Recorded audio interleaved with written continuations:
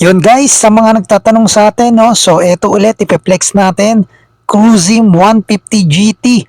So meron tayong 150cc, may max power na 10.5 kilowatts at 8,500 RPM. May max torque na 13.5 Newton meter at 6,500 RPM. Compression ratio 11.3:1, naka ABS, naka TCS at may 12 liters na tank capacity. Para naman sa kanyang presyo guys, 119,900 ang kanyang SRP. So magda-down lang kayo ng 23,980 at magte 36 months kayo na 5,612.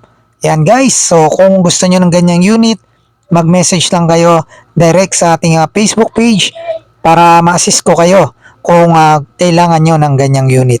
Alright?